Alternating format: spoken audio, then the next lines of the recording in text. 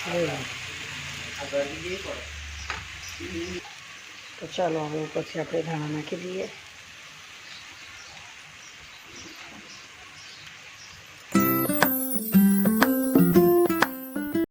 જય શ્રી કૃષ્ણ, રાધે રાધે, જય દ્વારકાધીશ, હર હર મહાદેવ.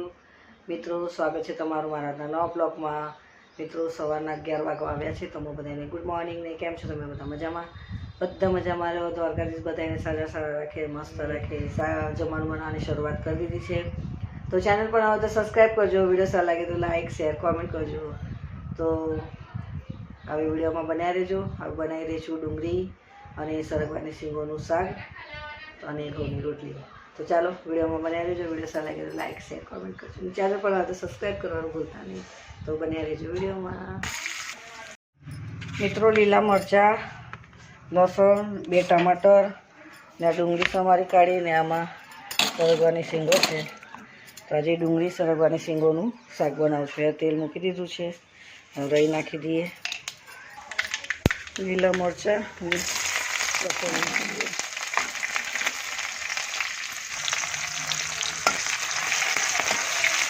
જીરું નાખી દઈએ,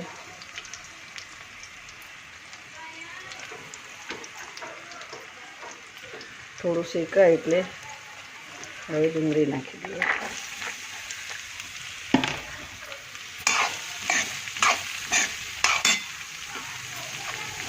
મિત્રો, મસ્ત ડુંગળી શેકાઈ જાય ને એકદમ, પછી ટમાટરને મસાલો થોડો નાખીને પછી સરગવાની શીંગો નાખીશું. તો હવે આને શેકાવા દઈએ.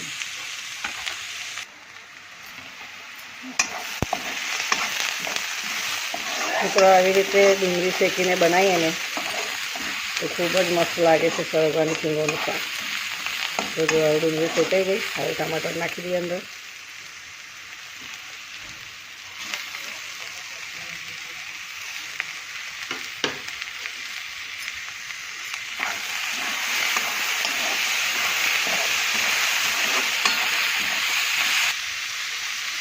હળદર, 1 ચમચી લાલ મરચું, જીરા પાવડર,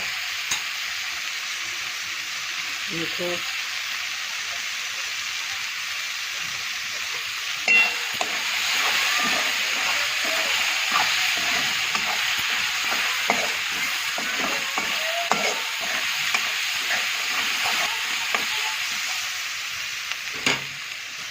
મિત્રો હવે શીંગો કાપેલી છે તે ધોઈને નાખેલી. હવે શીંગો નાખી દઈએ.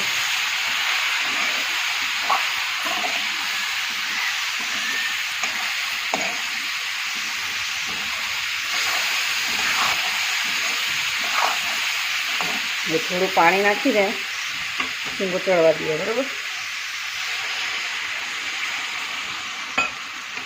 અને ગેસ કરી દઈએ થોડો ધીરો. ડુંગળી, ટામેટાં, શીંગો બધું મસ્ત થઈ જશે એકદમ શાક.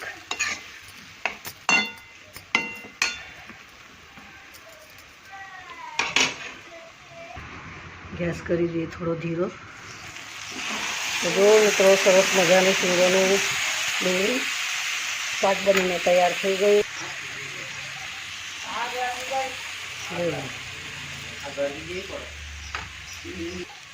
તો ચાલો હવે ઉપરથી આપણે ધાણા નાખી દઈએ.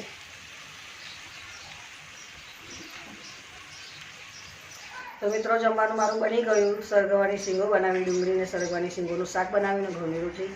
તો ચાલો મિત્રો, આજ માટે આટલું. ચેનલ પર આવો તો સબસ્ક્રાઈબ કરજો. વિડીયો સારા લાગે તો લાઈક શેર કોમેન્ટ કરજો. તો મળે નવા બ્લોગમાં. જય શ્રી કૃષ્ણ, રાધે રાધે, જય દ્વારકાધીશ, હર હર મહાદેવ.